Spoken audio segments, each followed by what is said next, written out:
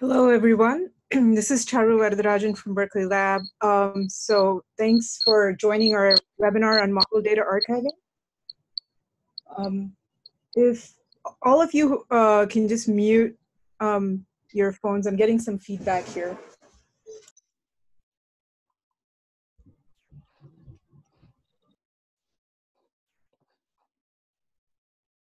So for today, Maegen will be leading a discussion on a months-long survey that we conducted for ESS-DIVE on how our model data should be archived. She's provided this feedback to the ESS-DIVE team. So towards the end, you'll hear from the ESS-DIVE team about how we intend to approach this in our next phase. So just to let you all know that this webinar is being recorded. So hopefully that's okay with everyone. We really want this to be pretty interactive. We had an earlier webinar on this and we got some really great feedback. We've gotten amazing feedback from the community through various surveys and other things we've done. So please feel free to speak up. As you might have seen, I've released a white paper that it's a draft white paper with the email I sent out regarding this webinar. So it has our current thoughts, but we're still very much open to input. So things that we will be saying on this webinar, we are noting down and we'll incorporate into the draft white paper. But we also have links that Maegen will present to the white paper itself where you can add further comments. And our survey, in case you want to add more things, we can send out that link as well. So let me hand it over to Maegen to start.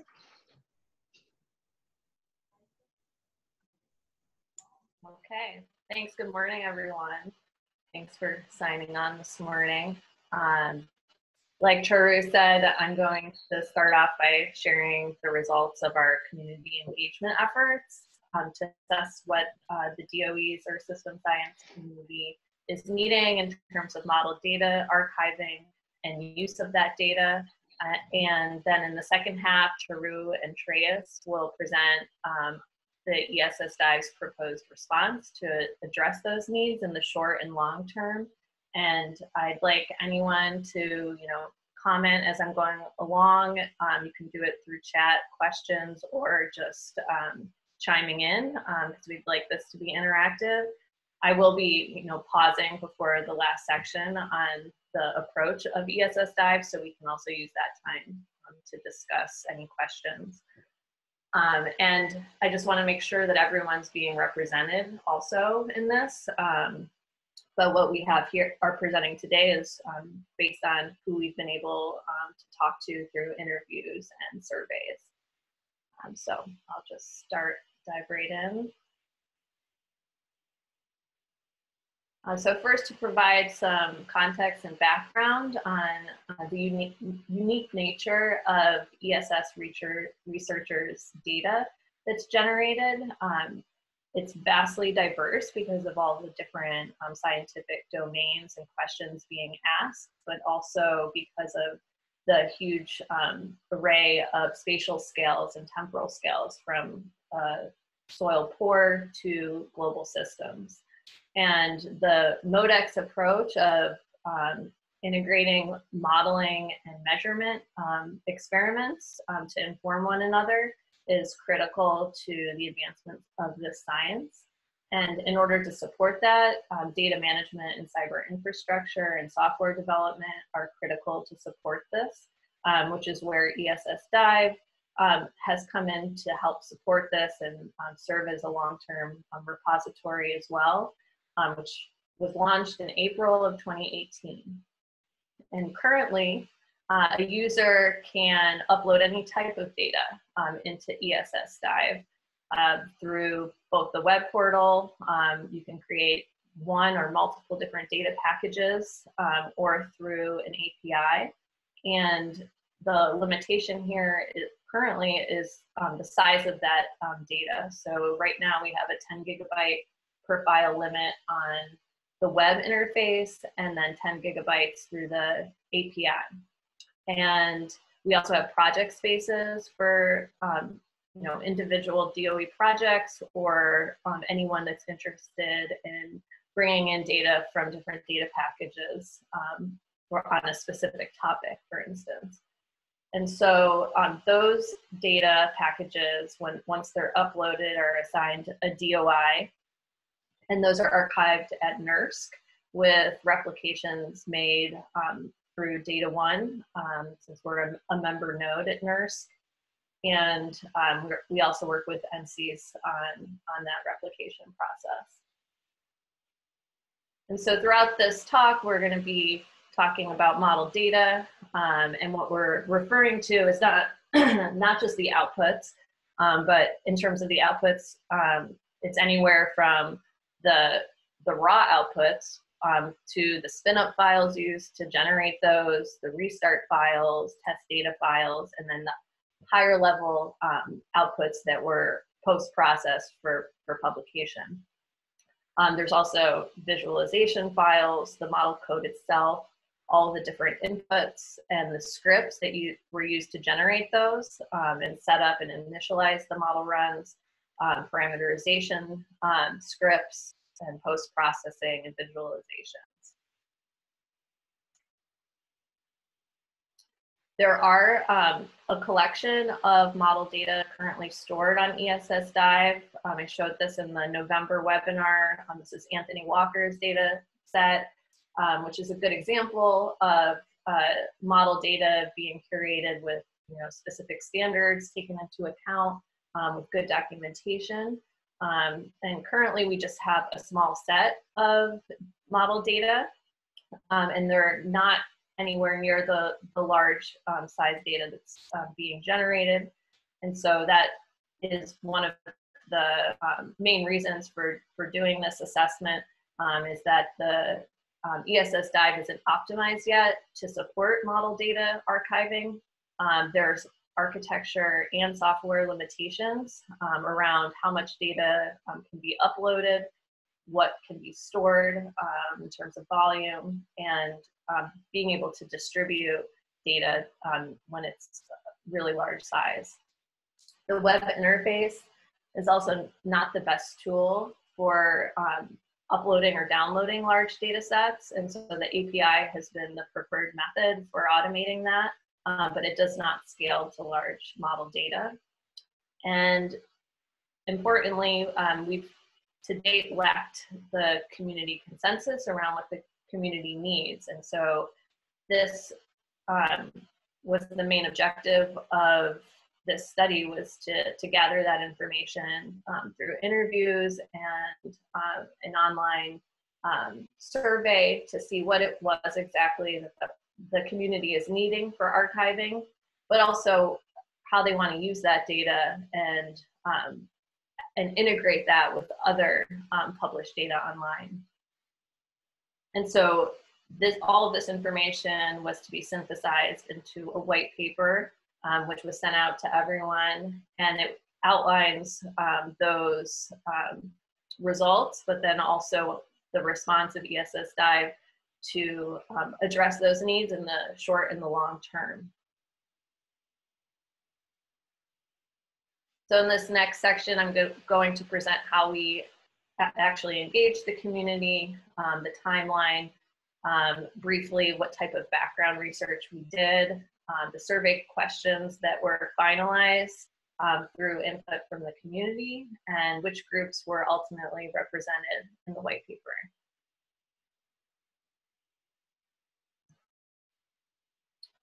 So here is a figure of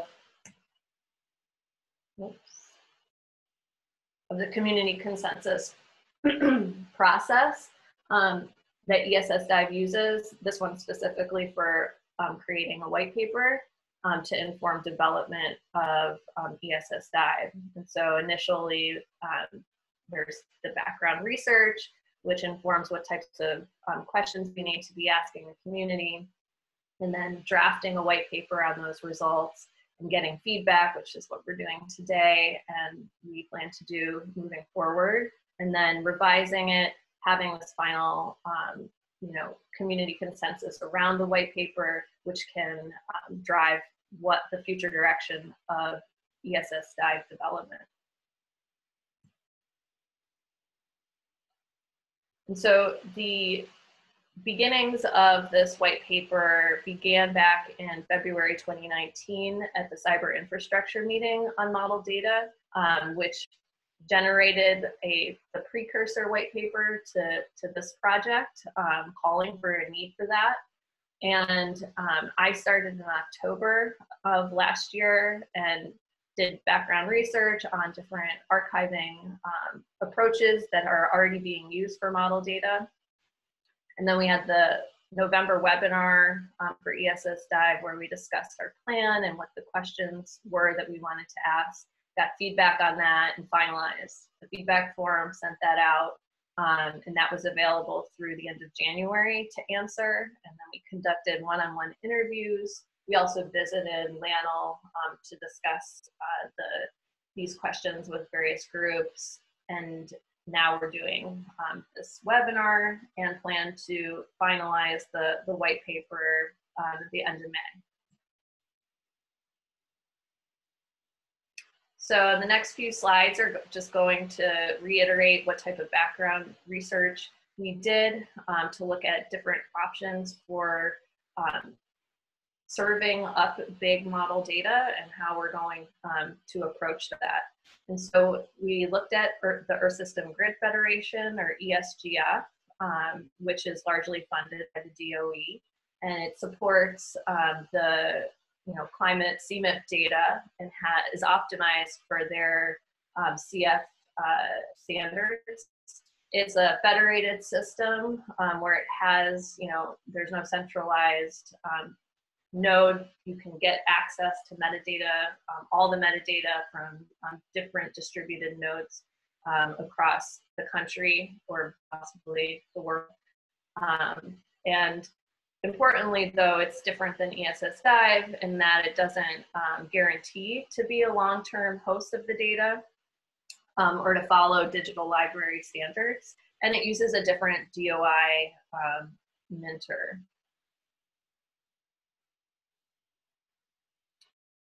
NASA also has a distributed archive center called DAX across the country and has been able to accommodate growing volume of data and what they're projecting for the future. NCAR and UCAR have a couple different ways to access data. This one's the Earth Observatory Lab Data Archive, and you can access the data through this search portal through looking at different variables, which instruments are used, different categories, or by project. And I think they also have some visualization tools as well for their data. They also have this way to access the data through the Research Data Archive. And I thought it was cool on this, front-facing page, they have, recently added data sets, popular data sets, and just like easy ways to find the data by these different search areas, like what instruments are used, what formats you're looking for. The spatial resolution and extent can also be searched, or by location.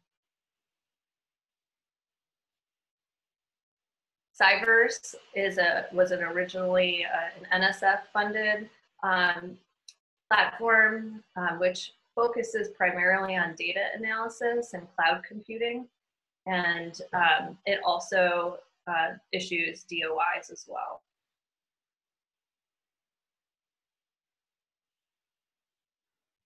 So the community survey that we put together was comprised of questions that would get an inventory of which models are being used and what their specifications were for the files and storage needs with those models, and then evaluate what everyone thinks is worth archiving, for how long, and what recommendations people have for developing this archive for model data. And so we finalized these questions after the November webinar, and it was distributed to,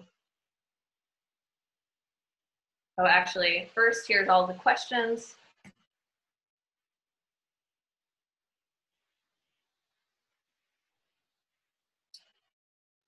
Some of them are condensed, but this is the gist of it. We wanted to find out, you know, the different names of the models, which projects they're associated with, the spatial and temporal resolutions and extents, how many files are being generated for a typical simulation, what's the total storage space that people are using, you know, annually, and which model data are worth archiving and how important is each type to include, and how long will this data be useful for. And then we also looked at different model data repository features, or, you know, different aspects of it that would be important to have. And also we wanted to hear about any current archiving protocols that the groups were using, and any recommendations they'd have to, you know, improve that. And lastly, we just wanted any recommendations for having the repository be useful to them in terms of, you know, using the data later, or collaborating on it, and I'll be going into that in the results. So the survey was distributed to the ESS Cyber Infrastructure Working Groups, the ESS-DIVE Archive Partnership Board, and then we identified 21 individuals to ask to be interviewed to go through these questions, and that ended up being really useful to have longer conversations about the questions. And we also visited LANL in January, and we've begun discussions with Sasha at the Earth System Grid Federation to talk about scaling to larger model data, and there's already been prototyping work that started. So we had 12 individuals that were asked the full set of questions, and they're from various DOE labs, as well as someone, Kate Maher from Stanford, and they're representing a lot of different DOE projects. And so now we'll go into the results, which models were used, the file specifications and storage, and ultimately, you know, a summary and synthesis of what really emerged from these discussions and was used in developing the approach that ESS-DIVE will be using in the future. So here are all the different models that were used by the researchers, and many of these were used by multiple researchers. We also have machine learning on here because that's also been done by some of them. And I think most of these are DOE codes.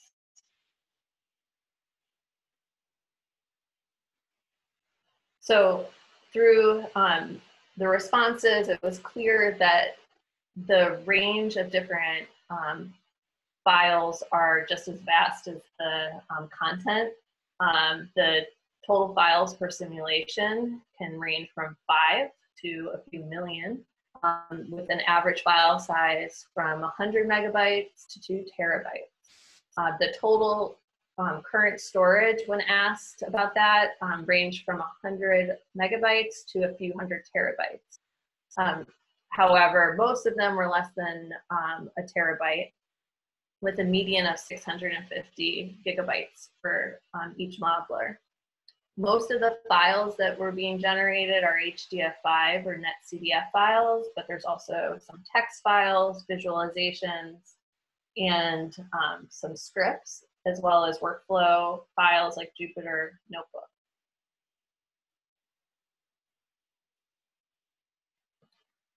So when asked about what model data are worth archiving, we specifically were asking about the inputs, outputs, metadata, the model code, any scripts to support the workflow, and model testing data. And all of these were considered important, and there were additionally files, the restart files were also brought up as an important need to archive that as well. So if researchers want to restart a simulation at a specific time point rather than rerunning the entire simulation, they could do so.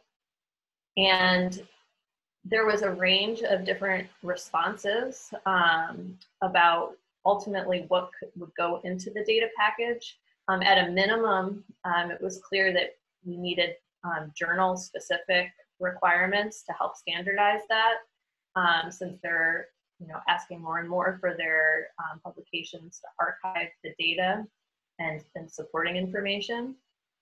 And also there's funding requirements too to consider. So there seemed to be a spectrum of responses. On one end, archiving almost everything. And some of the exceptions that were noted were simulations that were midway points that could easily be reproduced, or data sets like testing data sets that are published elsewhere and could be pointed to in a data package. On the other end of the spectrum was being much more selective in what's archived and only archiving the high-level outputs, so after they've been processed, and the ones that correspond specifically to figures or tables in a publication. But along with those, it seemed to be important also to archive the inputs, because in order to be able to redo this experiment and trace back what was done, and along with the metadata to be able to do that, and any analysis scripts. There was ambiguity around where exactly to archive the model code. Some of the considerations that were brought up when considering, where it's currently being stored, a lot of researchers are storing it on like version control, like collaborative platforms like GitHub, where you can track, changes to the model, and also interact with researchers that are updating it and have specific releases for it through that. But those types of platforms don't guarantee the long-term storage, and they don't issue the DOIs. So there's different, pluses or minuses of where we're going to suggest to put that. But everyone definitely thought that it needs to be archived somewhere, and whether or not it's pointed to in ESS-DIVE is still up for discussion. And this slide is showing the results of how many respondents agreed for different time periods that this data would remain useful. And so most everyone thought, at least 5 years that the data would remain useful, and hopefully longer.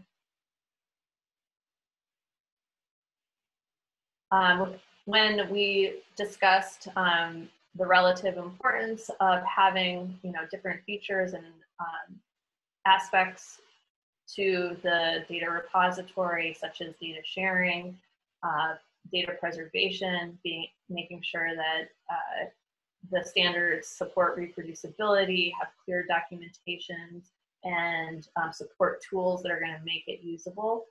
All of them were important, and there were some other considerations that were brought up, and what emerged from that was a need for having these archiving guidelines to ensure that the data within the packages is findable. And 90% of the respondents were willing to learn a new standardized reporting format. And as an example, someone offered that, at a minimum, we could have a common directory system where we have files stored in specific locations. So that would be like the beginning stages of being able to create tools to access those files in a generalized way.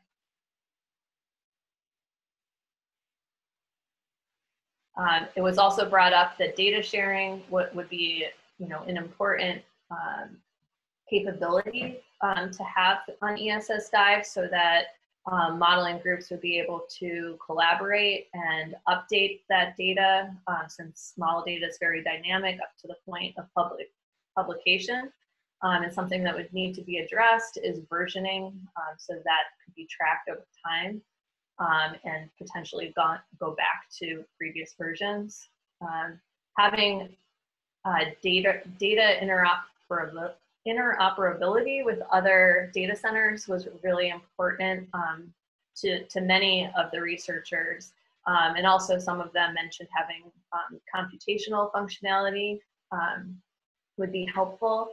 We have a really nice example in the white paper from Ethan Kuhn, who described his workflow and how many of the steps were actually like manually looking for this data to get it into a format that could go into the model and calibrate or validate it.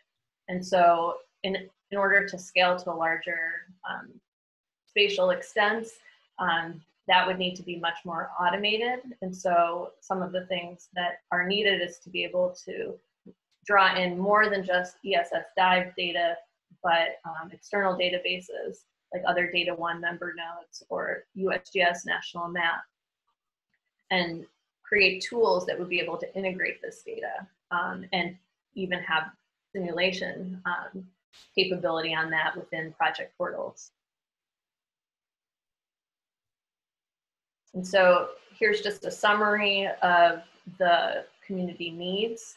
So clearly the data are extremely heterogeneous because of the range of different science domains, but also their complexity in terms of different spatial scales.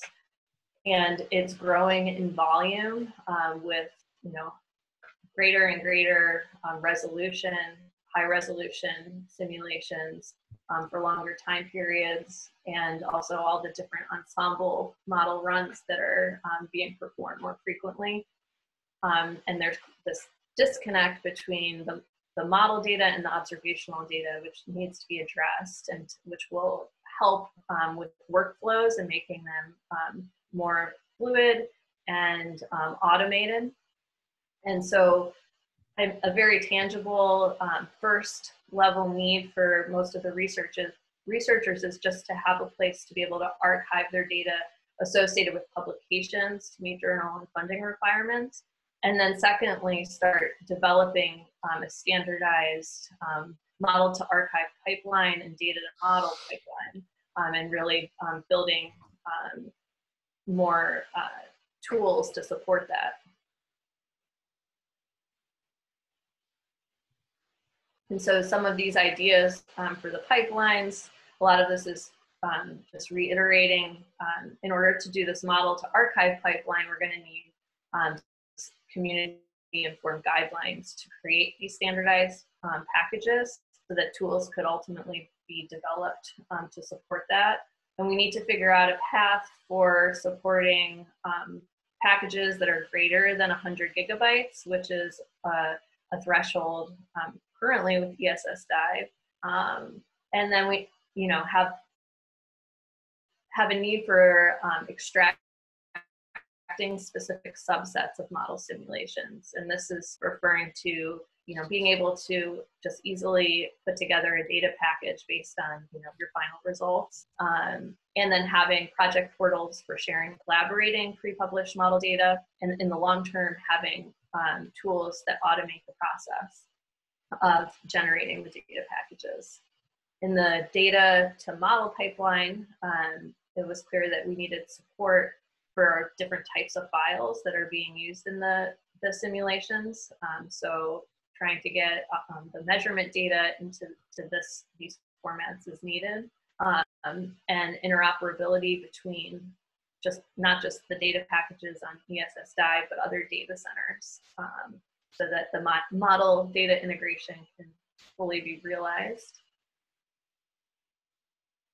And so now I'm just going to pause, and we can have a discussion about any questions you have or points that we need to address that we haven't brought up already before we go into the ESS-DIVE approach.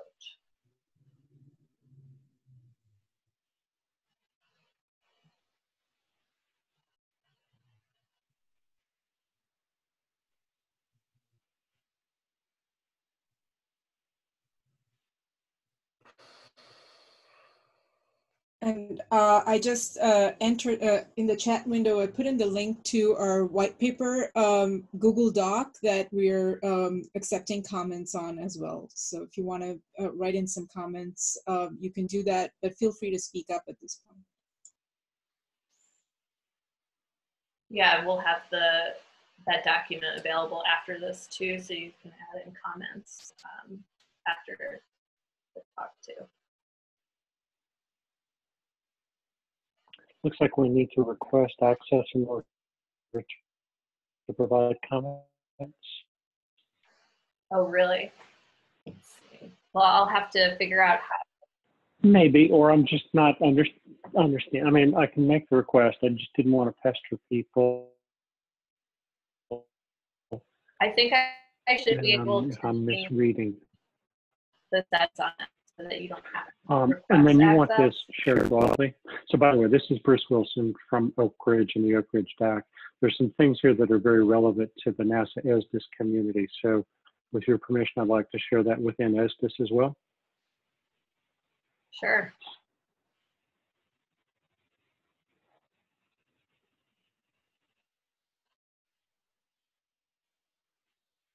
I just updated the paper for comments. Looks like we're trying to talk over each other. Go ahead, Sasha.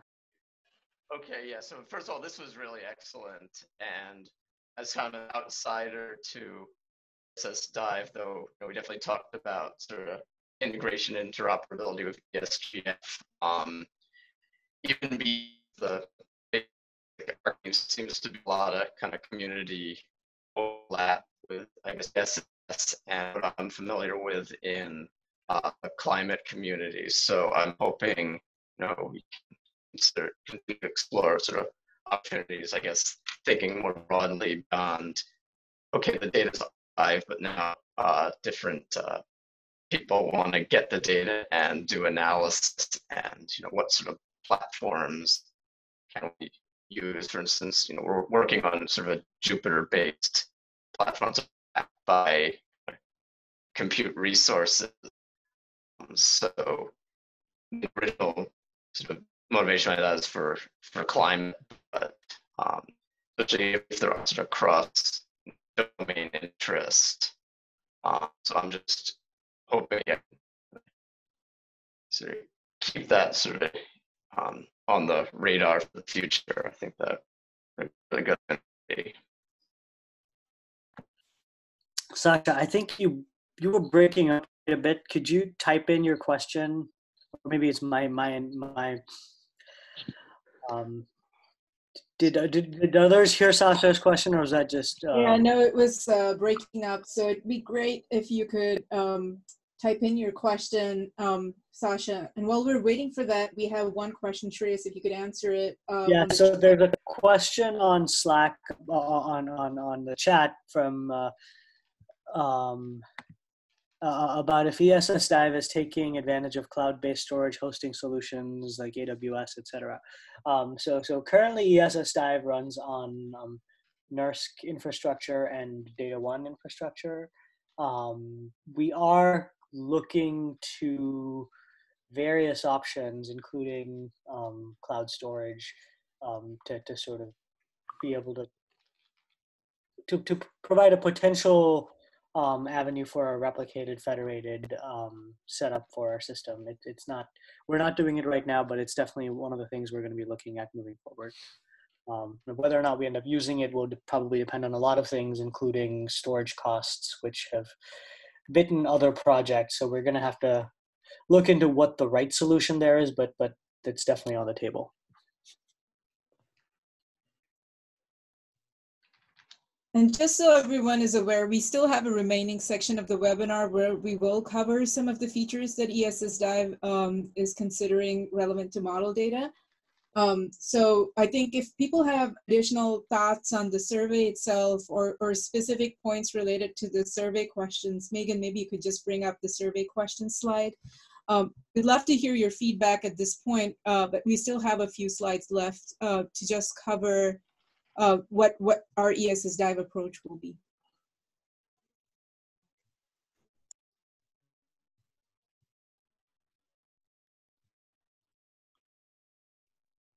So I think from the little bit that Sasha mentioned, I picked up, having an analysis platform beyond the archiving. I think that is something that we're independently working on with various projects, including having, things like a Jupyter-based front end that could sit on top of different data sets. NERSC already supports that, which is where a lot of our data lives. So I think that there's definitely a path towards enabling that for ESS-DIVE data sets. Now, what that exact platform looks like, of course, we'll have to work with the community to build.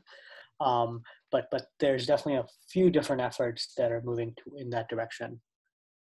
And so, Sasha, yeah, I think we can definitely look at how we can build more of a full analysis platform beyond just a data archive. Wait, can you hear me better now? I stopped video. That's part of the problem. A little bit, yeah. Okay, yeah, it might be a bad network day. Yeah, I was trying to say before that, since we're already building an analysis platform for climate, we're sort of looking at broader scientific focus as far as people out there making use of data, especially since some of those model crossover, like the ELM is, might have some focus, but it's also part of the broader E3SM world. So people get that might have sort of different concerns. So we're just, want to keep our keep opportunities there. Right, and I think that regardless of the sort of underlying domains, I think that the platform was actually going to look similar, and so I think even if we're looking at different data sets, there could be some benefit to building a platform that is common across different types of data sets. So you can go cloud-based. Oh, did everyone see the NASA debacle? We can go into later.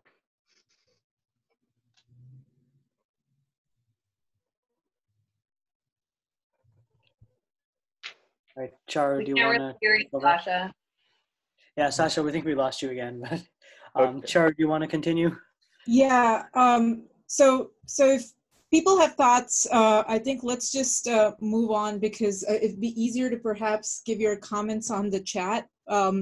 We would, like I said, we are still open to getting comments on the survey.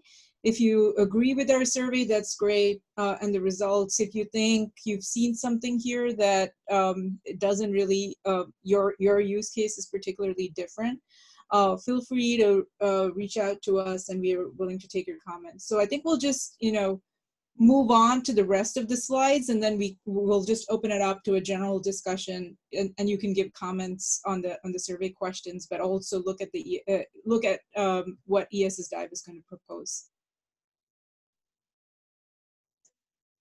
So Megan, if you could get to that last section.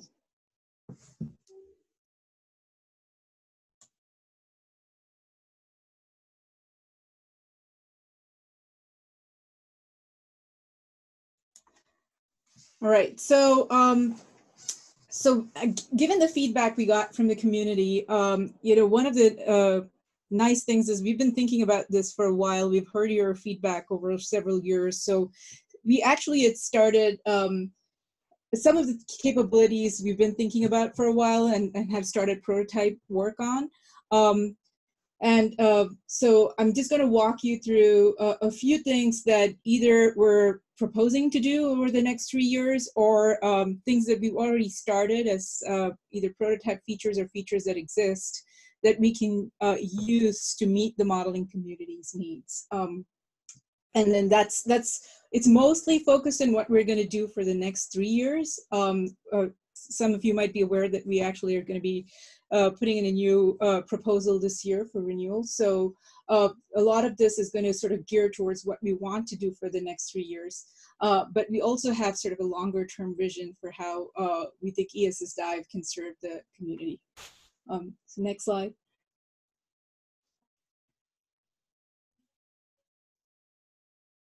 So we already have a number of community projects where we're looking at standards for different types of data. Most of those projects right now are focused on field observations or laboratory experiments, so actual observational data. And so one of the logical next steps may be sort of working with the community to build some set of archiving guidelines. So as you heard earlier, there were, I think, broad consensus that at the very minimum, if we could come up with some standardized directory structure, and there's a figure on the right that shows a possible suggestion separating out the model, the pre-processing codes, anything related to a particular manuscript, and then some post-processing. Then it's relevant. Maybe sometimes the model code may live somewhere else. That would at least be a pretty good first step, because it would let people know where to look within the model data package for specific things that they're interested in. The question then, we got a lot of questions on how do we split this model data package into single or multiple data packages. And I think a lot of that actually goes, it's a pretty generic answer we give to most people who ask us that question. The most important thing that it turns out for consideration is who gets the credit, who needs to be first author in the data sets. Was the model code developed by somebody else, and was that particular manuscript run then by a postdoc, and then some of the pre-processing done by someone else?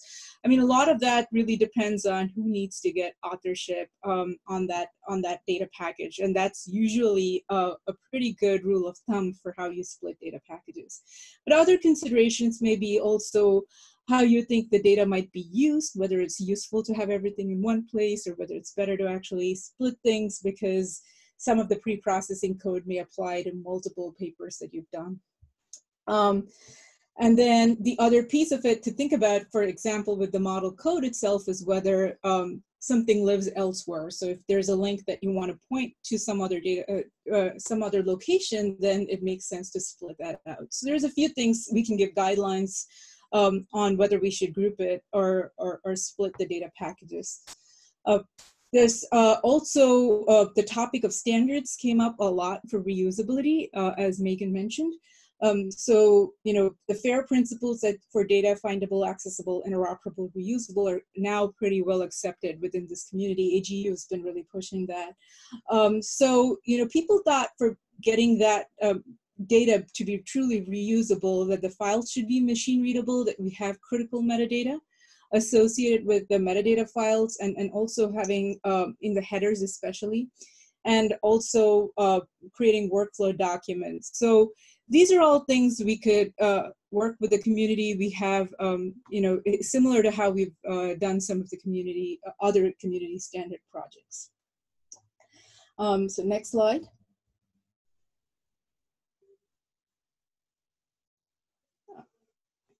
So I'm going to hand it over to Shreyas now. He's going to be talking a little bit about the infrastructure upgrades that we have to do in order to support larger data sets. Yeah, so the idea is that and this is somewhat related to that question about cloud storage, but yeah, currently ESS-DIVE, due to a combination of the software stack and the underlying infrastructure, we are limiting users to files that are up to 100 gigabytes in size, which, you know, from what we've heard from the modeling community, I think that we're going to have to be able to support bigger files than that and bigger data sets. And so there's a few different things going on. There's a general sort of load testing, performance scaling effort that we're doing within ESS-DIVE to see what we need to do to get our infrastructure to scale up. But in the meantime, I think there are also existing solutions in the community and with partners that we could leverage off the bat to be able to try and scale up in a more pragmatic way, where we're not trying to just, boil the ocean. And so what we're probably going to do is, combine a few different things together and look at a couple of different approaches to see what's going to work best. So for one thing, ESS-DIVE is primarily, the primary node for ESS-DIVE is at NERSC right now. And we just got a fairly sizable upgrade to our storage capacity there. And right now we bumped it up to 100 terabytes. And that can go up even more as we need to grow. So we think we have enough sort of baseline storage at NERSC, but then we also need to be able to support uploads and downloads of really big data sets, and that's where a potential partnership with the SGF makes sense, because they're already used to serving up these large data sets, and they're set up in a more federated manner, so we don't have to bottleneck on a single host. We could potentially distribute them through the federation and have people downloading these data sets from different nodes. And then the idea would be that you would, still register your data through ESS-DIVE. You would still have metadata and searching and being able to essentially look for your data packages within the ESS-DIVE front end. But ultimately, the data itself would reside in ESGF. So that's one approach. We're also talking to the folks, the Globus folks, about seeing if we can use Globus as a backplane to be able to both speed up our replication, but also to be able to use Globus as a mechanism for uploading data to ESS-DIVE and downloading data from ESS-DIVE. So this would give us an order of magnitude of performance improvements from what we have. And also ESGF has support for Globus as well, so that there could be some overlap there. We are currently using the Data One system for replication, and so we would look at some of these above approaches in combination with Data One to see if we can help augment the replication process. And more generally, I think we would be open to partnering with other labs or cloud providers to be able to enable this at scale. So I think all of these things are things we're looking at.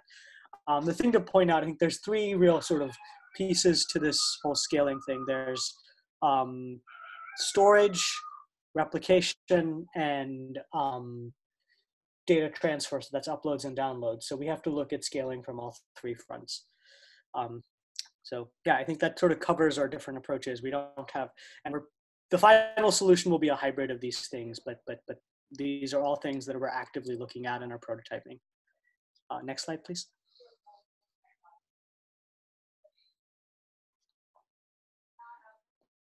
All right, and so the other thing that's a little bit different, but maybe also a interesting, useful, future-facing technology that we're prototyping right now is this thing we're calling the Fusion database. And so far, ESS-DIVE has mostly been focused on being able to relying on the users to submit packages with the appropriate metadata that enables searching and retrieval of data. The idea behind the Fusion database is that we would actually look inside the data packages and be able to search on things within the data packages itself. So not just the not just the metadata that's provided, but also doing some intelligent extraction of information from the data sets and make those things searchable. So in essence, you would actually have searchable metadata, but also searchable data. Now, not everything will be searchable, but things that are, that follow certain standards and things that can be synthesized into ranges and things like that will be able to search on those sorts of things. So we're prototyping this right now and trying to, open up data packages, put them in a database and see if we can make that available. So that's where we're headed with some of this. And, this would also potentially be an avenue for integrating with external data packages where we would index those into this Fusion database and be able to search on those. So that's something we're prototyping right now with a couple of different backends. And I think I'll hand it back to Charu after this. So next slide. Chair, I think this is you. Yeah. So one thing that came up in a lot of the community feedback was the need to version data files and data packages. This is really important for model data in particular, just given how many runs are done from just your prototyping to actual publication, and even post-publication. There may be, future model development and model runs that are generated. So, just as background for everybody, ESS-DIVE already tracks all versions of the data packages. It's internal right now, but every copy when you change your files is independently versioned and tracked. So, theoretically, we do have all copies versioned both before and after publication. With large model data, this may be pretty challenging, because if we are starting to make copies of all the files that may have small changes, for instance, that file storage size can get pretty large. So we have to kind of think about what our path forward is going to be when we're tracking different versions, and how we retire different versions. So this is something we don't have a good answer to, but we have to figure out for large model data. The other piece of it is about the usage. When you use the model and you're citing it, people have expressed the need for being able to have versioning in the citation, so that you know which version of the data set you used. So right now, what we're considering doing is actually our current citation stops, and I have a proposed citation here on the slide. That's what it will be. But right now, we don't actually mention the date that the data package was accessed. So we're proposing that in future citations, we would say, that it was accessed from this data portal on this particular date. And that date, could potentially give you an idea of what version of the data set was used. It's not a direct indicator, but we can figure out which version was used based on when the data package was updated. I think this needs a lot more work and input from the community, whether this is this kind of citation works for the versioning. But there's also a lot of discussion going on in the general repositories and data science community regarding versioning. There's a whole session on it, for instance, in the Research Data Alliance conference that's coming up soon. So there's a lot of people thinking about versioning. This is a bit of a moving target for us to do, but we're trying to keep on top of it. And we love your feedback on what is a good pragmatic way of addressing versioning that also meets sort of journal requirements and community needs. So next slide. Yeah, so the other thing that came up a lot, and Ethan had provided a really nice workflow, as Maegen mentioned, about how many different data systems you really have to manually look up to actually even spin up your model. So what we're going to do is kind of twofold. One is trying to ingest metadata from external data systems so that people can search for it within our data portal and be able to find other related data sets. But also, when people are uploading data packages, we've gotten a lot of community requests from various other projects not just related to models, saying that there was a need to include, say, links to external public long-term repositories in our metadata, so that we didn't have to duplicate files, for instance, that exists on another NASA DAC, or some other well-known repository, that we wouldn't have to pull in all of those files and archive that. It is a bit tricky as an archive that, we have to make sure we have all the files that was needed for the data package. So we have to figure out what that metadata, what that pathway is to being able to connect to external repositories and which ones we choose to trust. People expressed a lot of different data systems that they needed connectivity to. So it's going to be almost impractical for us to try and tackle all of it. Like, this range from everything from ESGF, ARM, the NMDC, USGS, and all the various data systems that's in the USGS, NOAA, and this is just a sort of a high-level snapshot. There's a whole list in the white paper. And so I think the next, most practical next step with regards to interoperability is to do another community survey like we've done with the model data, and to figure out which, are the most important for the community and are valuable across several different projects, and figure out what's the easiest pathway to connecting to at least a couple of them, because we can't do everything at once. We'll have to do it as a phased approach. The other piece of it is also we do a community survey as part of this integration, is to look at how people actually want this integration to work. Do you really want the integration to happen at the search level when you're looking at, doing your searches on ESS-DIVE? Do you want other related data sets on, say, the Data One network to show up in the searches? Or do you want this integrated in, say, the Fusion database that Shreyas just described, where you want integrated data streams actually available for analysis? So we want to understand how you would want integration to work and at which points in our system you want to work. So I think the first step that we'll be doing the next phase is doing this community survey. Next slide.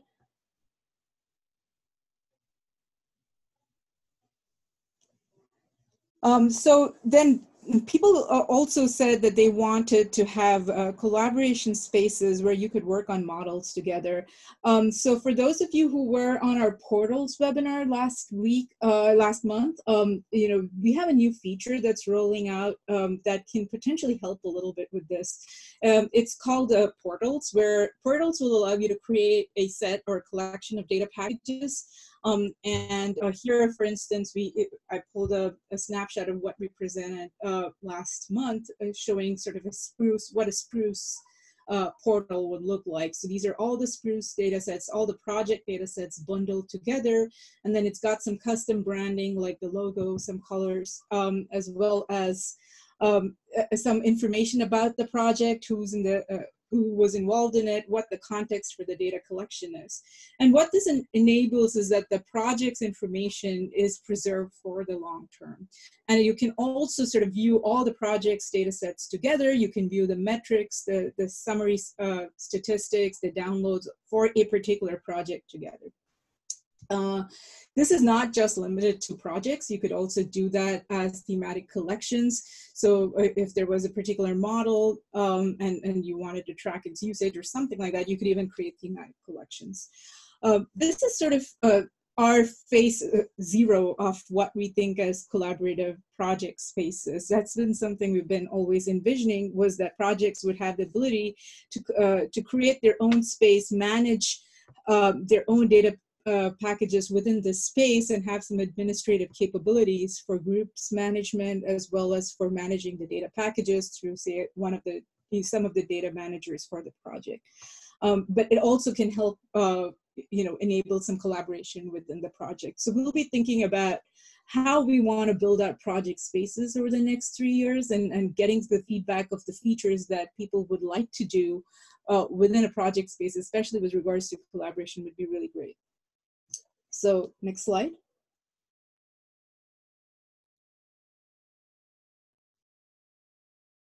So I think that's mostly for what we're thinking in the short term can really help with some of the needs we saw. Obviously, some of the needs we saw from, especially the data to model pipeline is much more longer term. So this is a vision that we've expressed for a while, is that in the long term, we really want this to serve not just the ability to archive the data and get your DOIs, but really make the data usable and enable advanced queries, advanced search, and visualization. It also enable a set of community tools to be built on top of the archive that would serve different analytic purposes, model data assimilation, whatever people want to do, and also enable sort of projects to sort of function within the archive with their own set of project data together.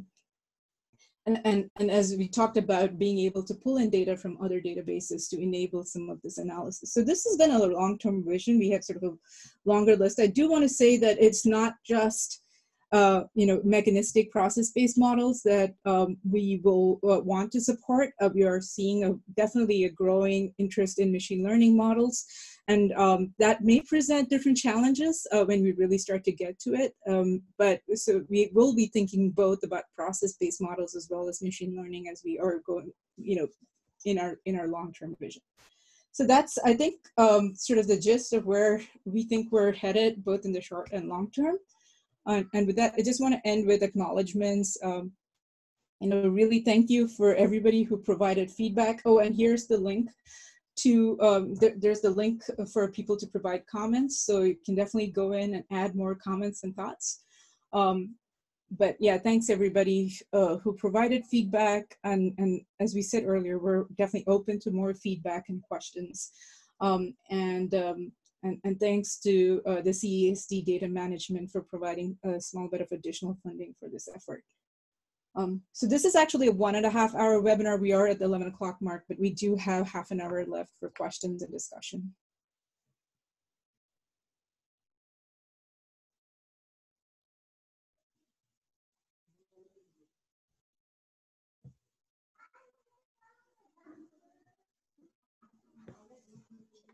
All right, anybody have questions?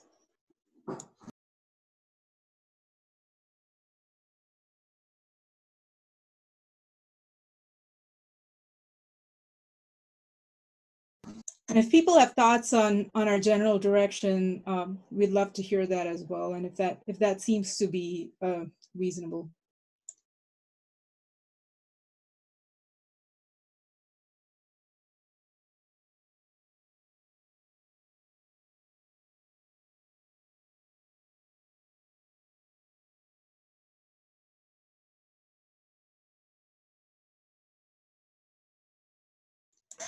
So I guess I have a question for some of the modelers on the call. I see a few modelers. If we did come up with, say, some common directory structures and some standards, 90% of you indicated you'd be willing to learn a reporting protocol. How much of it is something that you guys are already doing right now, and how much of a stretch would it be to enforce a new type of organizational structure, and is that sort of a reasonable first step?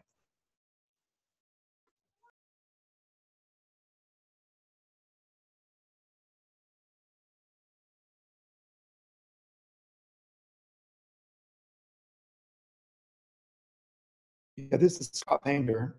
Can you hear me? Yes, Scott. Yeah, I thought that directory structure that you showed earlier seemed quite reasonable and fairly consistent with the way that we tend to organize things anyway. So I think that's a great start.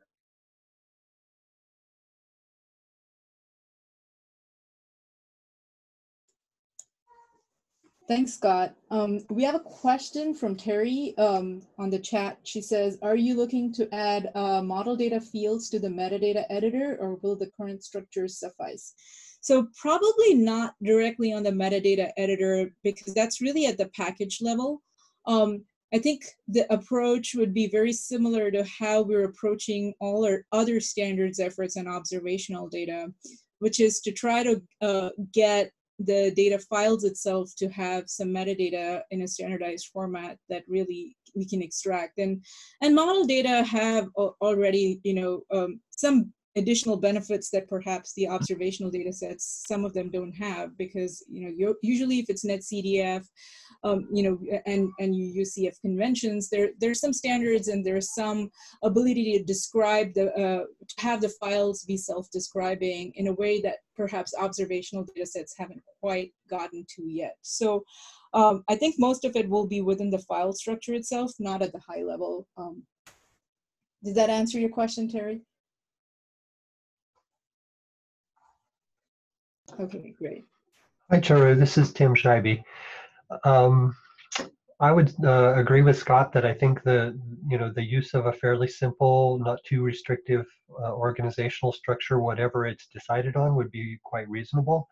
I think we all tend to use those things, although they probably differ from person to person. So that might be actually a really good candidate for one of your community standards development activities.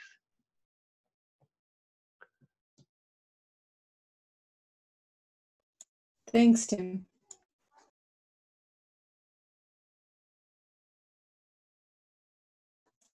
Yeah, one of the things we should mention is when Anthony Walker put up his face data sets on ESS-DIVE, he actually had done a lot of work at looking at the variable names itself of the model he was trying to upload and trying to look at external data sets to standardize some of the names and the terminologies. It turns out to be pretty difficult because there's a lot of custom variable names across all the different models that we use. So that's, I think, a little bit more challenging to make across the whole breadth of models, but I think organizational structure is definitely should be an easier lift.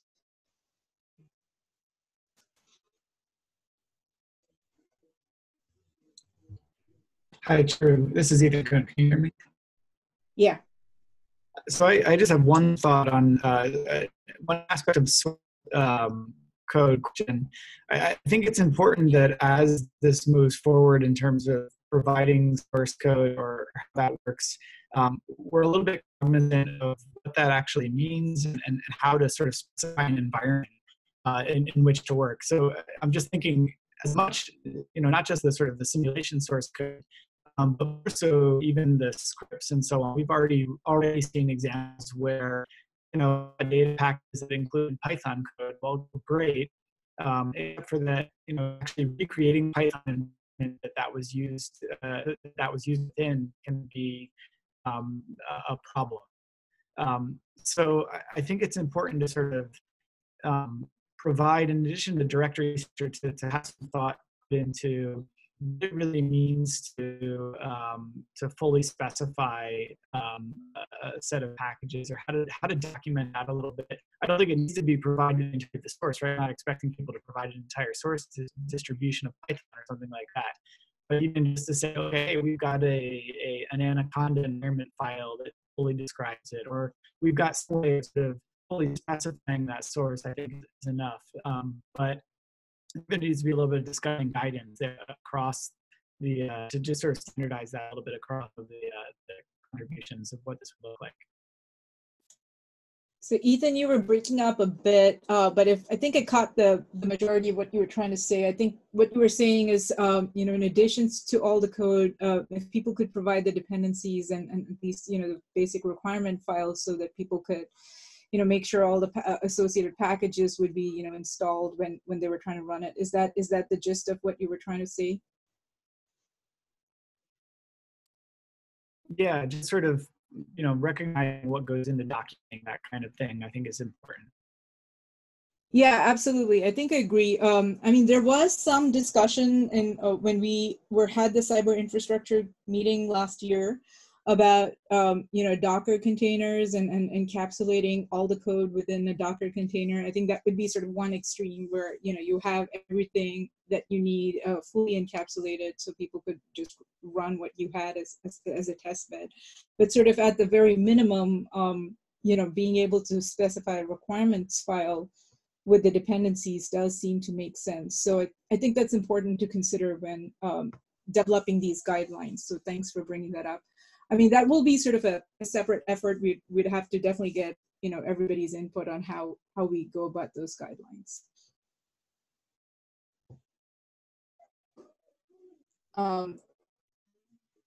And I think Shreyas just wants to point out that there are existing efforts with Binder. For those of you who've heard it, that's another software tool that integrates with GitHub that documents code in software environments. So I think there are options we can look out there for good ways to do this. There's definitely lots of data science reproducibility type recommendations that are starting to emerge on this that we could look at. Other comments and thoughts?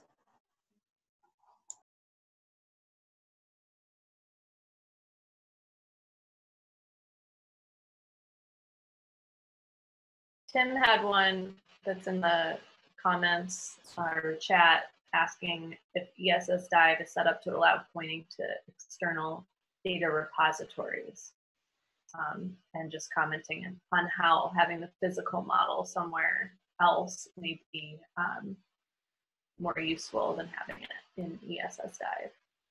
Yeah, Tim, so the answer is right now, no. This is a request we've gotten for many different reasons. Often, for instance, people use remote sensing data that's on a NASA DAC, and it doesn't make sense to replicate such a large data set on ESS-DIVE. There's other repositories that people use data from, and model code, for instance, is also another example where you might not want to actually put all your model code up on ESS-DIVE. I think so right now, as I said, we have to figure out, one, in our metadata, how we link to an external repository to enable that connection and say, okay, you know, this is already there on a NASA DAC. We don't have to have it again on ESS-DIVE. The tricky part is figuring out whether that external thing we're pointing to will be living in the long term. I mean, we are a data archive, and ensuring that the data stored on us will remain in the long term. So if your model code is on a GitHub site and is not a guaranteed long-term archive with a DOI that we can refer to, it's not entirely clear whether that's sufficient enough for us to consider as an external repository link that will live forever. But if it's on a sort of a public, long-term recognized data repository, then there's perhaps a little bit more trust that we know that that's going to exist. So we have gotten this request a lot, so we are going to be thinking about how to do it. But I think the challenge is figuring out what are the external entities we're going to trust at this point, as ensuring that the data will live there in the long term. Yeah, that makes sense. I think as at least as a start, if you have the ability to link to other data sets that have DOIs, that would be a good, if it has a DOI, it should at least be a relatively secure long-term resource. So I'm thinking of, for example, model data that are on EMSL's Cascade system. Okay, so we've run things. Why would we move, terabytes of data over to ESS-DIVE if we already have a DOI from EMSL's archive? But we want to put the data in ESS-DIVE because we want it in that community's repository. That's sort of the the canonical repository for the ESS program. And so, it'd be really nice to be able to point to other data sets that have DOIs, but not necessarily move the data physically. Yeah, thanks, Tim. Yeah, and actually EMSL is one of those repositories that has sort of made that request as being able to link to EMSL, so you don't have to move all of those terabytes of data. So yeah, we'll just have to figure out how we make that link work, but it's definitely on our list that we have to address. And Ethan has a comment in there saying, hasn't code.gov OSTI made some of that easier? My impression is that OSTI wants everyone to be archiving code there. I think that, yeah, that is true that OSTI does have a way to make sure the DOE codes are registered there. It's not, I think most of our models are DOE code, but not all. And I don't know how many of them actually, frankly, have been registered with OSTI. That's something maybe some of the modelers can comment on. Yeah, and code doesn't have, there's no sort of standards or prescriptive, anything. You just really register your code there. You can kind of do whatever you want. So if you are looking for a standard way of doing it, then there's going to have to be something above that.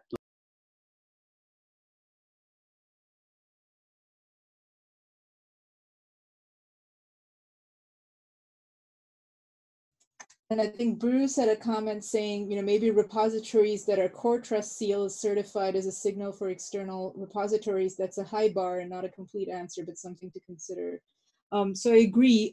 We've ourselves tried to thinking about Core Trust Seal for ESS-DIVE. We're not yet Core Trust Seal certified, so we wouldn't ourselves meet that bar. But that's something we're working towards and thinking about what the requirements are. Not sure if Deb is still on the call. Deb, can you comment on where we are with the Core Trust Seal process? Yeah, I can. So basically, I brought the program managers and asked them how they felt about it.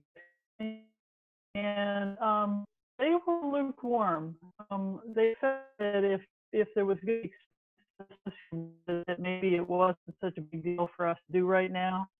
And so I've sort of slowed down, because any still in their first cohort of repositories going through the process, or at least the current cohort is going through the process, and it'd be kind of handy to wait and see how that goes, because NC's repository that much of our is based on is one of the teams going through right now. And so our ability to do it after they've gone through should be easier. Since the software that we're based on would already be embedded. But if you guys have a strong opinion that we should do it sooner, that's something worth telling. So in case you all didn't hear Deb, she was breaking up. I think we have been thinking about this. There are that NC's and the repository that we started off, the software that we started off, is also thinking about being Core Trust sealed. So she thinks it'll be easier for us to follow. I think one of the challenges that comes with Core Trust Seal, maybe our data is restricted to ESS projects, and I think the Core Trust Seal certification requires it to be open to a broader set of the community, and so that's why we had to ask. No, I don't think that's true. Oh, okay, never mind then. But yeah, so it's something we are thinking about. That got the restriction is Nature Science journals. They list the recommended repository. They'll only put you on the recommended repository if you're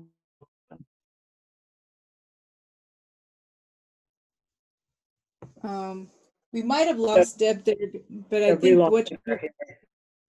what she was trying to say is that the list of recommended repositories for nature and science required that the repositories be broad and open to more than just a specific subset of the community. So since we are restricting data uploads to just the ESS projects, it's unlikely that we'll get on the list of nature or science recommended repositories. So that's something we did bring up with the program managers, and at this point they said it wasn't really a huge concern. So we could revisit that with them as needed. And Bruce wants to clarify that the Core Trust Seal is just a good indicator of a trustworthy repository. It doesn't. Any other thoughts? We have about 10 minutes left.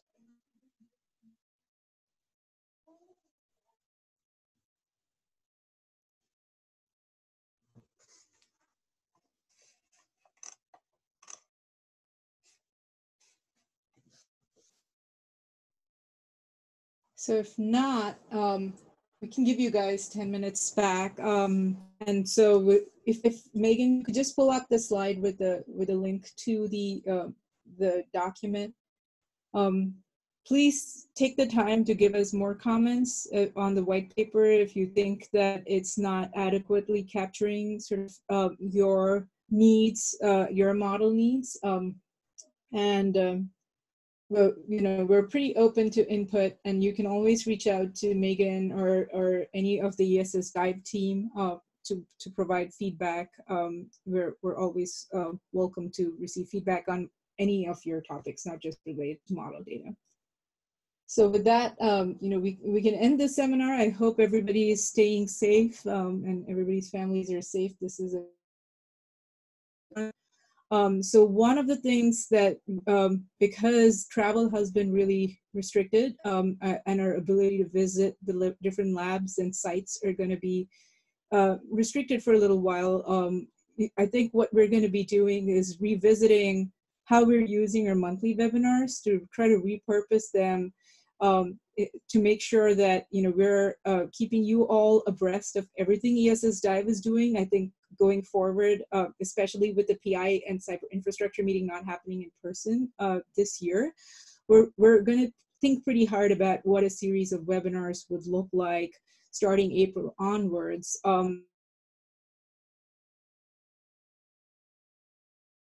And other people working on different things in ESS-DIVE, I will send out a new list for what our webinar series is going to look like from April onwards, because it may be that that's our main means of communication to this community for a little while.